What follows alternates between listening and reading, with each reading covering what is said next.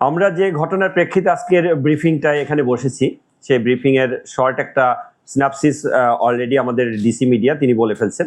গত 19 জুন 2025 একটি গোপন সংবাদ ছিল যে ফকিরাপুল এলাকায় অবৈধ মাদক ইয়াবা ক্রয় বিক্রয় এবং লেনদেনের একটা গোপন সংবাদ ছিল, যেখানে রাতের বেলা এই লেনদেনের কার্যক্রমটা হবে। তা গোপন সংবাদের ভিত্তিতে আমাদের ঢাকা মহানগরীর গোয়েন্দা বিভাগের একটি টিম সেখানে অবস্থান করে। অবস্থানের এক পর্যায়ে অসংলগ্নভাবে কোনো এক ব্যক্তিকে সেখানে ঘোরাফেরা করতে দেখে। ঘোরাফেরার পর যখন তাকে জিজ্ঞাসাবাদ করে এবং জিজ্ঞাসাবাদে তার কথাবার্তার অসংলগ্নতা পাওয়া যায়, তৎপ্রেক্ষিতে তার দেহ তল্লাশি করে তাৎক্ষণিকভাবে তার কাছে কিছু ইয়াবা পাওয়া যায় এবং তার মোবাইল ফোনে এই সংক্রান্ত কিছু মেসেজ তারা দেখতে পারে। এবং তার তথ্যের ভিত্তিতে এবং আমাদের পূর্বের প্রাপ্ত গোয়েন্দা তথ্যের ভিত্তিতে আমরা যখন আমাদের যে তথ্য সেটি সঠিকতা পাই, সঠিকতা পেলে আমাদের টিম সেখানে অবস্থান করে। অবস্থানের এক পর্যায়ে রাত অনুমান 12:30 দিকে কালো ব্যাগ নিয়ে আরও দুজন ব্যক্তি যখন সেখানে উপস্থিত হওয়ার এক পর্যায়ে একটি প্রাইভেট কার, আপনার পল্টনের এই দিক থেকে একটি প্রাইভেট কার এসে সেখানে উপস্থিত হয়।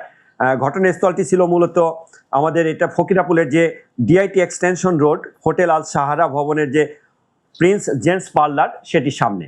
এখানে উপস্থিত হলে যখন ব্যাগ লেনদেন করবে, তাৎক্ষণিকভাবে আমাদের যে টিমটি সেখানে অবস্থান করেছিল, টিমটি তখন চেস করে এবং ওই ব্যাগটি তার কাছে ছিনিয়ে নেয় এবং বাইরে অবস্থানরত দুজনকে পুলিশ হেফাজতে নিয়ে যায়। আর প্রাইভেট কারের সামনে মোটরসাইকেলটি চলে আসে। দুটি মোটরসাইকেল আমাদের এসে তার গতিরোধ করে তাৎক্ষণিকভাবে আমাদের কোনো এক সদস্য প্রাইভেট কারের চাবি নিজেদের হেফাজতে নিয়ে নেয়। মুহূর্তের মধ্যেই ভিতর থেকে অতর্কিতভাবে গুলিবর্ষণ শুরু করে। প্রাইভেট কারের মধ্য থেকে গুলিবর্ষণ শুরু করলে আমাদের যে টিম, আভিযানিক যে দল ছিল, দল তার পরিচয় প্রদান করতে করতে তারা আমাদের দল ও আত্মরক্ষার্থে গুলিবর্ষণ করে। গুলিবর্ষণের এক পর্যায়ে ক্রিমিনাল যারা ছিল তাদের গুলিতে আমাদের এএসআই আতিক তার পেটে গুলিবিদ্ধ হন এবং কনস্টেবল সুজন পায়ে গুলিবিদ্ধ হন এবং উক্ত টিমের যে নেতৃত্বদানকারী আমাদের কর্মকর্তা এসি শোয়েব আহত হন। আহতের এক পর্যায়ে যখন গুলি বর্ষণ করতে করতে ক্রিমিনাল সামনের দিকে এগিয়ে গেলে পরে আমাদের টিম ধাওয়া করলে পরে সে গুলি বর্ষণ করতে করতে এক পর্যায়ে অন্ধকার গলির ভিতরে গিয়ে পালিয়ে যেতে সক্ষম হয়।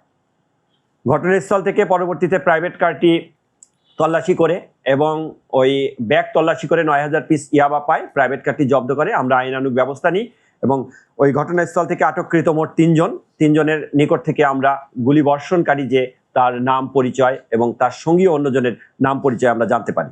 আমরা আমাদের তথ্যপাত্য এগুলো বিশ্লেষণ করে গোয়েন্দা তথ্যের ভিত্তিতে আমরা আমাদের অভিযান অব্যাহত রাখি 19 তারিখের পর হতে।